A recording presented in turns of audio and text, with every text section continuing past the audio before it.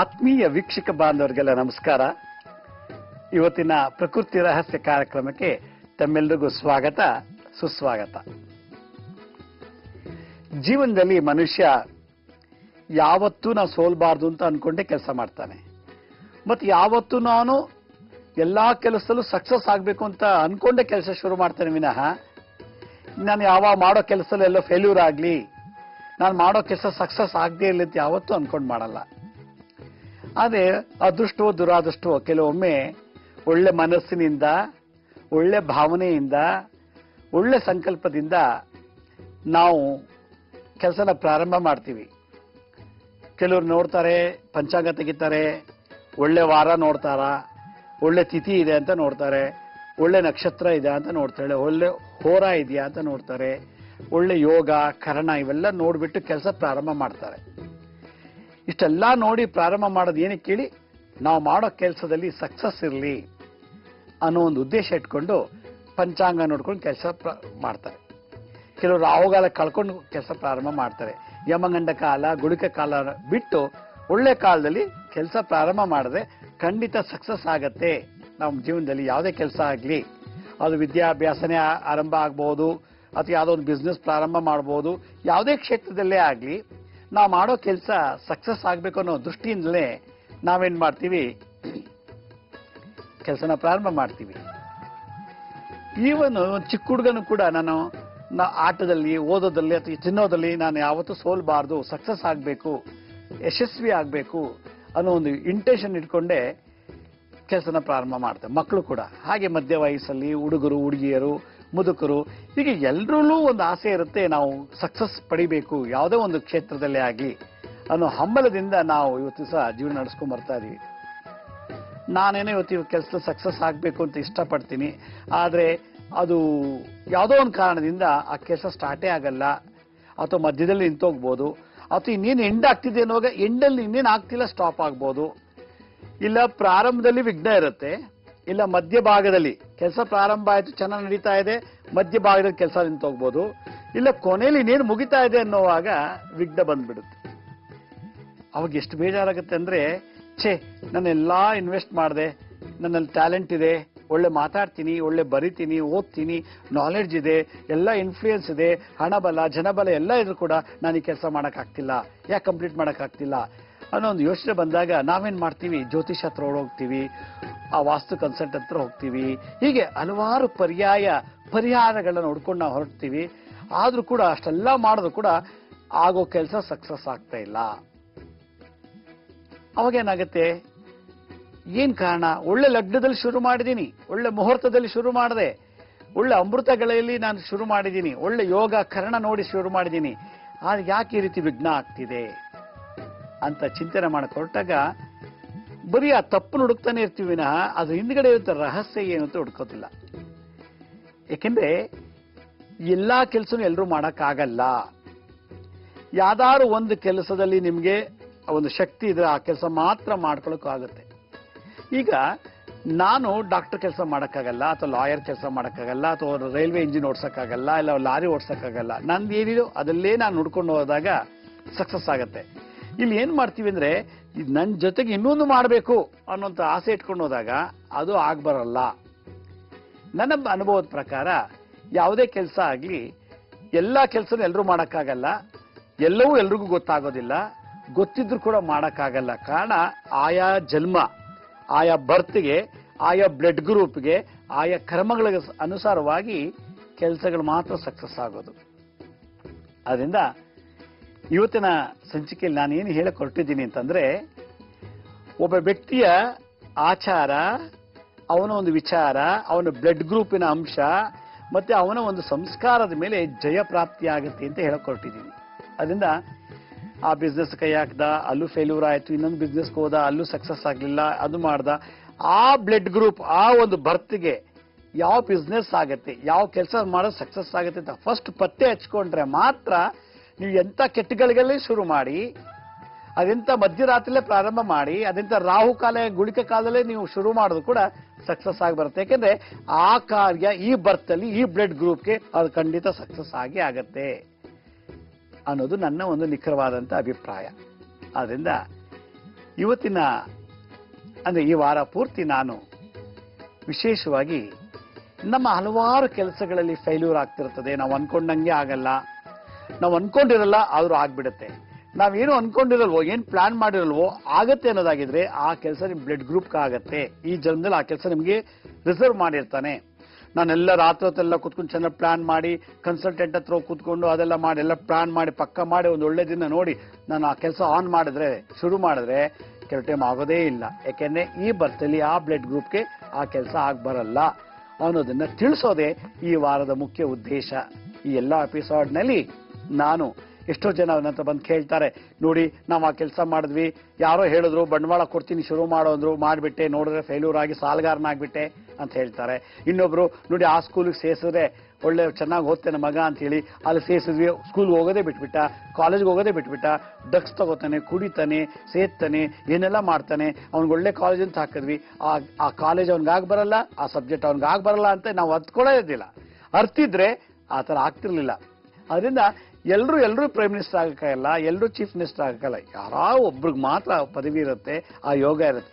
ಆದ್ರಿಂದ ಎಲ್ಲಾ ಕ್ಷೇತ್ರದಲ್ಲೂ ಆ ಒಂದು ಅಂಶ ಇರೋವರೆಗೂ ಮಾತ್ರ ಆ ಕೆಲಸ ಆಗಕ್ ಬರುತ್ತೆ ಅನ್ನೋದನ್ನ ನಾನು ಈ ವಾರ ನಿಮಗೆ ಪ್ರತಿಯೊಂದು ಎಪಿಸೋಡ್ ತಿಳಿಸ್ಕೊಡ್ತೀನಿ.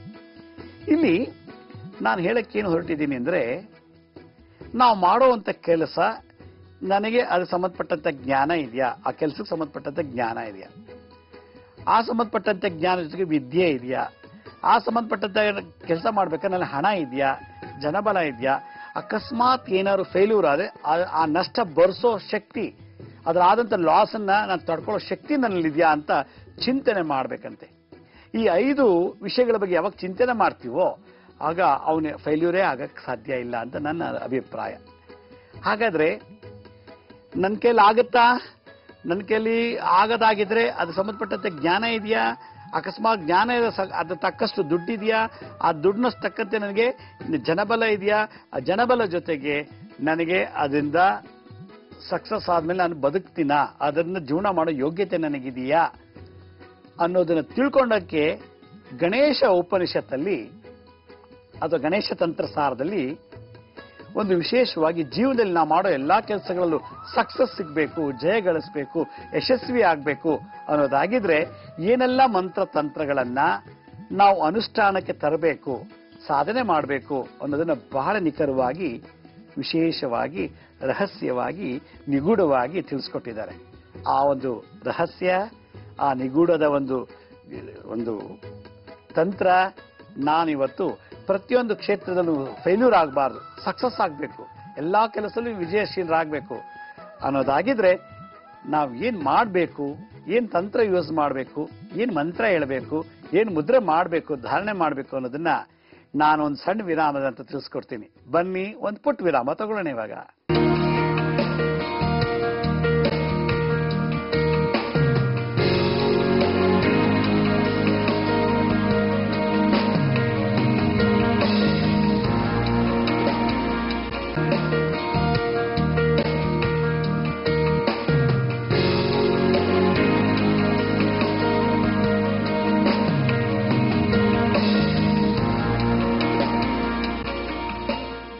ವಿರಾಮದ ನಂತರ ಮತ್ತೆ ಕಾರ್ಯಕ್ರಮಕ್ಕೆ ಸ್ವಾಗತ. ನಂತರ ಕೆಲವು ಜನ ಬಂದು ಹೇಳ್ತಾರೆ, ನೋಡಿ ಮನೆ ಕಟ್ಟಕ್ಕೆ ಶುರು ಮಾಡಿದೆ, ನಾ ಮನೆ ಕಟ್ಟಕ್ಕೆ ನಂತರ ದುಡ್ಡಿತ್ತು, ಜನ ಕೆಲಸ ಮಾಡೋರಿದ್ರು, ನಂದೇ ಓನ್ ಸೈಟು, ನಂದೇ ಸ್ವಂತ ಮನೆ ಎಲ್ಲ ಇದೆ, ಎಲ್ಲ ಇದು ಕೂಡ ಒಳ್ಳೆ ಪ್ಲಾನ್ ಮಾಡ್ತೀನಿ, ನಾನೇ ಒಳ್ಳೆ ಇಂಜಿನಿಯರ್ ಕೂಡ ನಾನು, ಆದ್ರೆ ನನ್ನ ಮನೆ ನಾನೇ ಕಟ್ಟಕ್ಕೆ ಆಗ್ತಿಲ್ಲ, ಬಟ್ ಊರವ್ರ ಮನೆಗೆಲ್ಲ ಪ್ಲಾನ್ ಮಾಡ್ಕೊಡ್ತೀನಿ, ಊರವ್ರಿಗೆಲ್ಲ ನಾನು ಕಟ್ಸ್ಕೊಡ್ತೀನಿ, ನನ್ನ ಮನೆಗೆ ಆಗ್ತಿಲ್ಲ ಅಂತ ಒಬ್ರು ಬಂದು ಕೇಳಿದ್ರು. ಹಾಗಾದ್ರೆ ಅವ್ರ ಜಾತಿಲಿ ಏನು ದೋಷ ಇದೆ, ಅವ್ರ ಕರ್ಮದಲ್ಲಿ ಏನಿದೆ ದೋಷ, ಈ ಬರ್ತಲ್ಲಿ ಅವ್ರಿಗೇನು ಸಮಸ್ಯೆ ಇದೆ, ಯಾಕೆ ಊರವ್ರಿಗೆಲ್ಲ ಮನೆ ಕಟ್ಟಿಸ್ಕೊಡ್ತಾರೆ, ಅವ್ರ ಮನೆ ಯಾಕೆ ಕಟ್ಟಕ್ ಆಗ್ತಿಲ್ಲ ಅಂತ ಒಂದು. ಎರಡನೇದು, ನಾನು ದೊಡ್ಡ ಕಾರ್ಖಾನೆ ನಡೆಸ್ತಾ ಇದ್ದೀನಿ, ಒಂದು ಫ್ಯಾಕ್ಟ್ರಿ ನಡೆಸ್ತಾ ಇದ್ದೀನಿ, ಗೂಡ್ಸ್ ಎಲ್ಲ ಸಪ್ಲೈ ಮಾಡಕ್ಕೆ ನಮ್ಮ ಫ್ರೆಂಡ್ಸ್ ಎಲ್ಲ ಕಳಿಸ್ಕೊಡ್ತಾರೆ, ಇನ್ಸ್ಟಾಲ್ಮೆಂಟ್ ಅಲ್ಲಿ ಕೊಟ್ಟರು ಪರವಾಗಿಲ್ಲ, ನೀನು ತಗೋ ಮ್ಯಾನುಫ್ಯಾಕ್ಚರ್ ಮಾಡೋ ಅಂತ. ಎಂಪ್ಲಾಯೀಸ್ ಎಲ್ಲ ರೆಕ್ರೂಟ್ ಮಾಡ್ಕೊಂಡಿದ್ದೀನಿ, ಜಾಗ ಫ್ರೀ, ಎಲ್ಲ ಮಿಷಿನ್ ಎಲ್ಲ ಇದೆ, ನಂತರ ಎಲ್ಲ ಇದೆ, ಆದ್ರೆ ಪ್ರೊಡಕ್ಷನ್ ನಾನು ಅನ್ಕೊಂಡಷ್ಟು ಮ್ಯಾನುಫ್ಯಾಕ್ಚರ್ ಮಾಡಕ್ ಆಗ್ತಿಲ್ಲ. ಅಕಸ್ಮಾತ್ ಮ್ಯಾನುಫ್ಯಾಕ್ಚರ್ ಮಾಡ್ರೆ ಅದನ್ನ ಸೇಲ್ ಮಾಡಕ್ ನನ್ ಕೈಲಿ ಆಗ್ತಿಲ್ಲ, ಮಾರ್ಕೆಟಿಂಗ್ ಮಾಡಕ್ ಆಗ್ತಿಲ್ಲ, ಮಾರ್ಕೆಟಿಂಗ್ ಟೀಮ್ ಇದೆ, ಎಲ್ಲ ಇದೆ, ನನ್ ಕೈಲಿ ಮಾಡಕ್ ಆಗ್ತಿಲ್ಲ ಅಂತ ಹೇಳ್ತಾರೆ.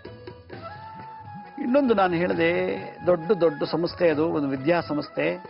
ಆ ವಿದ್ಯಾಸಂಸ್ಥೆಯಲ್ಲಿ ಸುಮಾರು ಒಂದು 300 ಜನ ಕೆಲಸ ಮಾಡ್ಕೊಂಡಿದ್ದಾರೆ. ಅವರಿಗೆ 5 ತಿಂಗಳಿಗೊಂದ್ಸಲ ಸಂಬಳ ಕೊಡೋದು, 6 ತಿಂಗಳಿಗೊಂದ್ಸಲ ಸಂಬಳ ಕೊಡೋದು. ಬಟ್ ಅವ್ರಿಗೆ ಸಂಸ್ಥೆ ನಡ್ಸಕ್ಕೆ ಆಗ್ತಾ ಇಲ್ಲ, ಬಟ್ ಬಿಡೋಂಗಿಲ್ಲ. ಬಿಟ್ಬಿಟ್ರೆ ಅವಮಾನ, ಮುಚ್ಚಿಬಿಟ್ರೆ ಈ ಸಂಸ್ಥೆ, ಒಂದು ವಿದ್ಯಾಸಂಸ್ಥೆ ಕ್ಲೋಸ್ ಆಯ್ತು ಅಂತಾರೆ.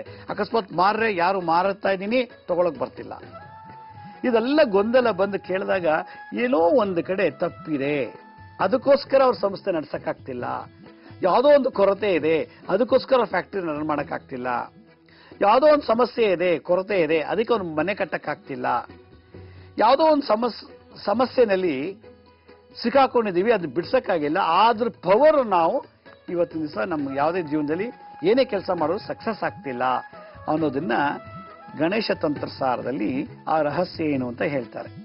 ಏನದು ಆ ರಹಸ್ಯ ಅಂದ್ರೆ, ನಾವು ಯಾವ್ದಾದ್ರು ಒಂದು ಜನ್ಮದಲ್ಲಿ, ಈ ಜನ್ಮದಲ್ಲಿ ನನ್ನ ಫ್ಯಾಕ್ಟ್ರಿಲಿ ಸಕ್ಸಸ್ ಆಗ್ತಿಲ್ಲ, ಎಜುಕೇಶನ್ ಇನ್ಸ್ಟಿಟ್ಯೂಷನ್ ನಡ್ಸಕ್ಕಾಗ್ತಿಲ್ಲ, ಒಂದು ಚಾನೆಲ್ ನಡ್ಸಕ್ಕಾಗ್ತಿಲ್ಲ, ಅಥವಾ ಒಂದು ಮನೆ ಕಟ್ಟಕ್ಕಾಗ್ತಿಲ್ಲ, ಒಂದು ದೊಡ್ಡ ಅಪಾರ್ಟ್ಮೆಂಟ್ ಬಿಲ್ಡ್ ಮಾಡಕ್ಕಾಗ್ತಿಲ್ಲ, ಎಲ್ಲ ಇದೆ, ಜಾಗ ಇದೆ, ಎಲ್ಲ ಐಡಿಯಾ ಎಲ್ಲ ಇದೆ, ಅಪಾರ್ಟ್ಮೆಂಟ್ ಮಾಡಕ್ಕಾಗ್ತಿಲ್ಲ, ಮತ್ತೆ ನಾವು ಯಾವುದೇ ಕೆಲಸದಲ್ಲಿ ಹೋದ್ರೂ ಕೂಡ ಸಕ್ಸಸ್ ಆಗ್ತಿಲ್ಲ ಅನ್ನೋದಕ್ಕೆ ಕಾರಣ, ಪೂರ್ವ ಜನ್ಮದಲ್ಲಿ ಏನಾದ್ರೂ ಆಯಾ ಫೀಲ್ಡ್ ನಲ್ಲಿ, ಈಗ ನಾನು ಮನೆ ಕಟ್ಟಕ್ಕಾಗ್ತಿಲ್ಲ ಅಂದ್ರೆ ನಾನು ಭೂಮಿಗೆ ಸಂಬಂಧಪಟ್ಟಂತದ್ದು ಏನಾದ್ರು ದ್ರೋಹ ಮಾಡಿದ್ರೆ ಈ ಜನ್ಮದಲ್ಲಿ ಆ ಮನೆ ಕಟ್ಟೋ ಸಕ್ಸಸ್ ಆಗಲ್ಲ.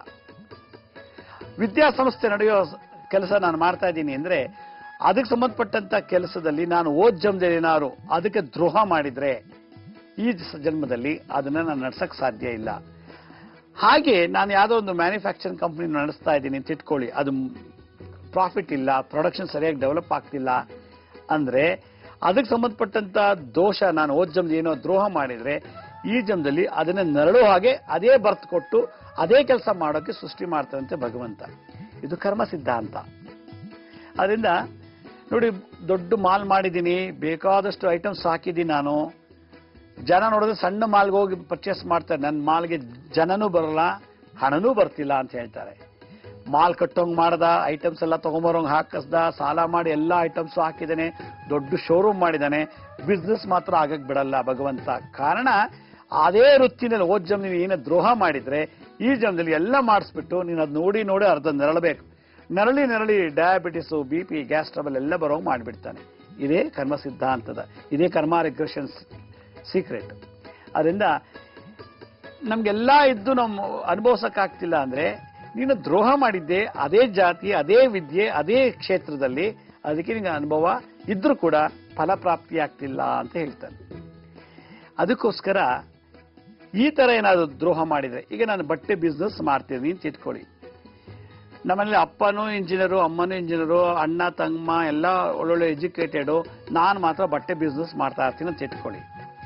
ಎಲ್ಲರೂ ಬಿಸ್ನೆಸ್ ಮಾಡೋದ್ ಬಿಟ್ಟು ನಾನೊಬ್ಬನೇ ಯಾಕೆ ಬಟ್ಟೆ ಬಿಸ್ನೆಸ್ ಮಾಡ್ತಾ ಇದ್ದೀನಿ ಅಂತ ಪ್ರಶ್ನೆ ಬಂದಾಗ ಅದು ಋಣ ಓದ್ ಜನ್ಮದಲ್ಲಿ ಇತ್ತು, ಅದಕ್ಕೋಸ್ಕರ ನಾನು ಈ ಜನ್ಮದಲ್ಲಿ ಅದಕ್ಕಾಗೆ ಹುಟ್ಟು, ಅಂತ ಮನೇಲೆ ಹುಟ್ಟು ನಾನು ಬಟ್ಟೆ ಬಿಸ್ನೆಸ್ ಮಾಡಕ್ಕೆ ಅಂಗಡಿ ಓಪನ್ ಮಾಡ್ಕೊಂಡು ಕೂತಿದ್ದೀನಿ.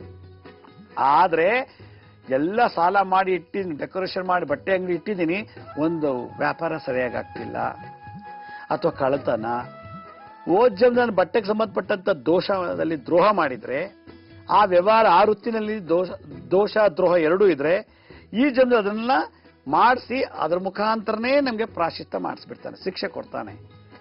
ಇದನ್ನ ಗಣೇಶ ತಂತ್ರಸಾರದಲ್ಲಿ ಬಹಳ ಚೆನ್ನಾಗಿ ಉಲ್ಲೇಖನ ಮಾಡಿದ್ದಾರೆ.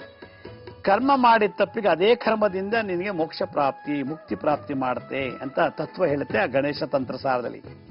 ಮುಳ್ಳನ್ನ ಮುಳ್ಳಿಂದಲೇ ತೆಗಿ, ನೀನು ಮಾಡಿದಂತ ಕರ್ಮ ಆ ಕರ್ಮದಲ್ಲೇ ಮತ್ತೆ ಹುಟ್ಟಿ ಆ ಕರ್ಮದಿಂದಲೇ ನೀನು ಅನುಭವಿಸು, ನರಳು ಅಂತೇಳಿ.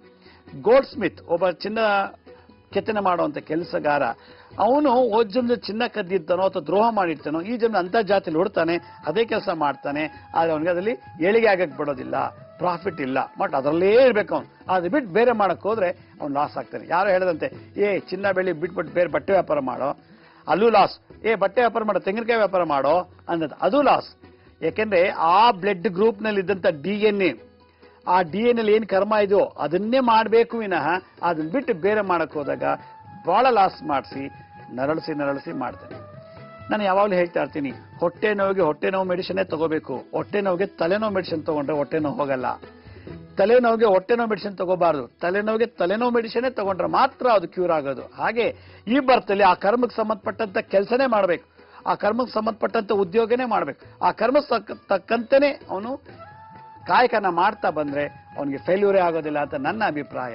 ಆದ್ರಿಂದ ಈ ಒಂದು ಜಾತಕಗಳು, ಈ ತರ ನರಳ್ತಿರುವಂತ ಆತ್ಮಗಳು ಕೋಟ್ಯಾಂತರ ಜನ ಇದ್ದ ಜಗತ್ತಿನಲ್ಲಿ, ಅವ್ರಿಗೆಲ್ಲ ಒಳ್ಳೇದಾಗ್ಲಿ ಅನ್ನೋ ಉದ್ದೇಶದಿಂದ, ಮತ್ತೆ ಅವರ ಕಾರ್ಯಕ್ಷೇತ್ರದಲ್ಲಿ ಅದು ಯಾವುದೇ ಕಾರ್ಯಕ್ಷೇತ್ರ ಆಗಿರಲಿ ಅದ್ರಲ್ಲಿ ಅವ್ರು ಸಕ್ಸಸ್ ಆಗಬೇಕು ಲೈಫ್ನಲ್ಲಿ ಅನ್ನೋದಾಗಿದ್ರೆ ಈ ಗಣೇಶ ತಂತ್ರ ಸಾಧನೆ ಇರತಕ್ಕಂಥ, ಅಂದ್ರೆ ಗಣೇಶ ಉಪನಿಷತ್ತು ಹೇಳಿರತಕ್ಕಂಥ ಒಂದು ವಿಶೇಷವಾದಂಥ ತಂತ್ರ, ಮಂತ್ರ ಮತ್ತೆ ಮುದ್ರೆನ ಅನುಷ್ಠಾನ ಮಾಡಿದ್ದೆ ಆದರೆ, ಪ್ರಾಕ್ಟೀಸ್ ಮಾಡಿದ್ದೆ ಆದರೆ, ಸಾಧನೆ ಮಾಡಿದ್ದೆ ಆದರೆ ಅವ್ರಿಗೆ ತನ್ನದೇ ಆದಂಥ ಮತಿ ಕೊಡುತ್ತೆ ಆ ಮಂತ್ರ ಶಕ್ತಿ.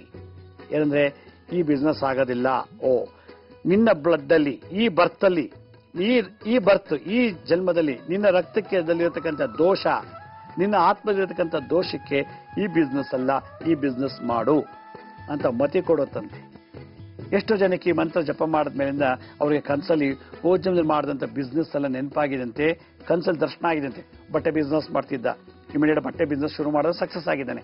ಹೋಟ್ಲು ಬಿಸ್ನೆಸ್ ಮಾಡ್ತಿದ್ದ ಜನ್ಮದಲ್ಲಿ, ಈಗ ಹೋಟ್ಲು ಬಿಸ್ನೆಸ್ ಮಾಡಿದ್ರೆ ಇಮಿಡಿಯೇಟ್ ಸಕ್ಸಸ್ ಆಗ್ತಾನೆ. ಅದು ಬಿಟ್ಟು ಹೋಟ್ಲು ಬಿಸ್ನೆಸ್ ಬಿಟ್ಟು ಬೇರೆ ಏನಾದ್ರು ಮಾಡ್ತಿದ್ರೆ ಲಾಸು ಲಾಸು ಲಾಸು. ಹಾಗಾದ್ರೆ ಆ ಮಂತ್ರ ವಿಶೇಷತೆ, ಆ ಮುದ್ರಾ ತಂತ್ರ ಏನು ಅನ್ನೋದನ್ನ ನಾನು ಸಣ್ಣ ವಿರಾಮ ಅಂತ ತಿಳಿಸ್ಕೊಡ್ತೀನಿ. ಬನ್ನಿ ಒಂದು ಪುಟ್ಟ ವಿರಾಮ ತಗೊಳ್ಳೋಣ ಇವಾಗ.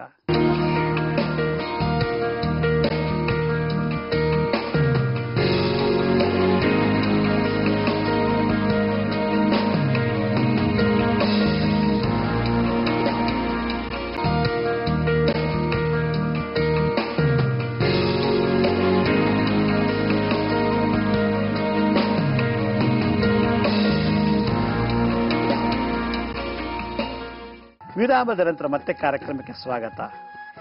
ಎಷ್ಟೋ ಜನ ಹೇಳ್ತಾರೆ ನಮ್ಗೆ ಯಾವ ಜೀವನದಲ್ಲೂ ಸಕ್ಸಸ್ಸೇ ಇಲ್ಲ, ಸಕ್ಸಸ್ ಅಲ್ಲಿ ಇದ್ದಂಗೆ ಇದ್ದೀವಿ, ನಮ್ಮ ತಾತನು ಬಡವನಾಗೆ ಇದ್ದ, ನಮ್ಮ ಅಪ್ಪನು ಬಡವನಾಗೆ ಇದ್ದ, ನಾನು ಹಿಂಗೆ ಇದ್ದೀವಿ, ನಮ್ಮ ಮುತ್ತಾತರು ಬರೀ ಕೂಲಿನೇ ಮಾಡ್ಕೊಂಡ್ಬಂದ್ರು, ನಮ್ಮ ತಾತ ಮುತ್ತಾತ ಬರೀ ಮನೆ ಕಟ್ಟೋ ಕೆಲಸನೇ ಆಗೋಯ್ತು, ನಮ್ಮ ತಾತ ಮುತ್ತಾತ ಬರೀ ಬಟ್ಟೆ ಹೋಗೋದೇ ಆಗೋಯ್ತು, ನಮ್ಮ ತಾತ ಮುತ್ತಾತ ಬರೀ ಚಿನ್ನ ಬೆಳ್ಳಿ ವ್ಯಾಪಾರನೇ ಆಗೋಯ್ತು, ಚೇಂಜೇ ಇಲ್ಲ ಲೈಫ್ನಲ್ಲಿ, ಚೇಂಜಸ್ಸೇ ನೋಡಿಲ್ಲ, ಸಕ್ಸಸ್ಸೇ ಇಲ್ಲ. ಅಲ್ಲೇನೋ ಚೇಂಜ್ ಆಗುತ್ತೆ ಅಂತ ಆ ಬಿಸ್ನೆಸ್ ಮಾಡಕ್ ಹೋದ್ರೆ ಫೇಲ್ಯೂರ್ ಆಗ್ಬಿಡ್ತೀವಿ, ಇಲ್ಲೇನೋ ಒಂದು ಹೊಸ ಕೆಲಸ ಕೈ ಹಾಕಿದ್ರೆ ಅಲ್ಲೂ ಫೇಲ್ಯೂರು. ಅದೇನಿದೆಯೋ ನಮ್ಮ ಮನೆ ಬರ ನಮ್ಗೆ ಗೊತ್ತಿಲ್ಲ, ಅದೇನ್ ಕರ್ಮ ಮಾಡಿದ್ವೋ, ಅದೇನ್ ಶಾಪನೋ ಪಾಪನೋ ಒಂದೂ ಗೊತ್ತಿಲ್ಲ ಅಂತ ಸಾವಿರಾರು ಕೋಟ್ಯಾಂತರ ಜನ ಇದೇ ತರ ಮಾತಾಡ್ತಿರ್ತಾರೆ ತನ್ನ ನಿತ್ಯ ಜೀವನದಲ್ಲಿ. ಅಂತ ನೊಂದ ಆತ್ಮಗಳಿಗೆ, ಅಂತ ನೊಂದಂತ ಜೀವಿಗಳಿಗೆ ಇವತ್ತು ನಾ ತೋರಿಸೋದು ಗಣೇಶ ಉಪನಿಷತ್ತು, ಗಣೇಶ ತಂತ್ರ ಸಾಲಿರೋಂಥ ಒಂದು ವಿಶೇಷವಾದಂಥ ಮುದ್ರಾ ಮಂತ್ರ ತಂತ್ರವನ್ನು ಅಳವಡಿಸ್ಕೊಂಡಿದ್ದೆ. ಆದರೆ ನಿಮ್ಗೆ ಸೂಟಬಲ್ ಆಗುವಂಥದ್ದು, ಈ ಬರ್ತು ಈ ಬ್ಲಡ್ ಗ್ರೂಪ್ಗೆ ಆಗುವಂಥದ್ದು, ಆ ಒಂದು ಉದ್ಯೋಗದಲ್ಲಿ ನೀವು ಸಕ್ಸಸ್ ಆಗಕ್ಕೆ ಬಹಳ ವಿಶೇಷವಾದಂಥ ಒಂದು ಸುಲಭವಾದ ಮಾರ್ಗ ಅಂತ ನಾನು ಹೇಳ್ತೀನಿ. ಅದು ಹೇಗಿದೆ ಅಂದರೆ ನೋಡಿ, ನಮ್ಮ ಹಸ್ತದಲ್ಲಿ ಇದಕ್ಕೆ ಪತಾಕ ಹಸ್ತ ಅಂತಾರೆ. ಅದರಲ್ಲಿ ಗುರು ಮತ್ತೆ ಶನಿ ಎರಡನ್ನೂ ಈ ರೀತಿ ಬೆಂಡ್ ಮಾಡಬೇಕು. ಮಾಡಿಬಿಟ್ಟು ಈ ಹೆಬ್ಬೆಟ್ಟನ್ನ ಸೂರ್ಯಗ್ರಹದ ಮೇಲೆ ಪ್ರೆಸ್ ಮಾಡಬೇಕು. ನೋಡಿ ಈ ರೀತಿ ಇದು ಮಾಡಿದಾಗ ಇದು ಗಣೇಶ ಮುದ್ರಾ ಅಂತಲೂ ಕರೀತಾರೆ. ಇದು ಗಣೇಶ ಮುದ್ರಾ ಅಂತಾರೆ. ಇನ್ನೊಂದ್ಸಲ ನಮ್ಮ ಹಸ್ತ ಹಿಂಗೆ ಮಾಡ್ಕೋಬೇಕು, ಪತಾಕ ಹಸ್ತ. ಈ ಕಿರು ಬೆರಳು ಮತ್ತೆ ಬುಧ ಮತ್ತೆ ಸೂರ್ಯನ ಬೆಂಡ್ ಮಾಡಬೇಕು. ಅದ್ರ ಮೇಲೆ ಈ ಶುಕ್ರನ ಹಿಂಗೆ ಪ್ರೆಸ್ ಮಾಡಬೇಕು, ಹೆಬ್ಬೆಟ್ಟನ್ನು ಪ್ರೆಸ್ ಮಾಡಿ ಇನ್ನು ಉಳಿದೆರಡು ಬೆರಳನ್ನು ಸಮವಾಗಿ ಬೆಂಡ್ ಮಾಡಿ, ಇವೆರಡನ್ನು ಸಮವಾಗಿರ್ಬೇಕು. ಈ ರೀತಿ ಇದು ಎರಡನ್ನೂ ಒಂದೇ ಲೆವೆಲ್ ಇದ್ರೆ ಹಿಂಗೆ ಮಾಡಿದ್ರೆ ಗಣಪತಿ ಅಂತ. ಗಣಪತಿಗೆ ಪೂಜೆ ಮಾಡ್ಬೇಕಾದ್ರೆ ಈ ಮುದ್ದೆ ತೋರಿಸ್ಬೇಕು ಅಂತ ಶಾಸ್ತ್ರ ಹೇಳುತ್ತೆ. ಅದೇ ತರ ಎರಡು ಹಸ್ತದಲ್ಲಿ ಈ ರೀತಿ ಮಾಡ್ಬೇಕು, ಹಿಂಗೆ ಈ ರೀತಿ ಮಾಡಿಕೊಂಡು ನೋಡಿ ಈ ರೀತಿ.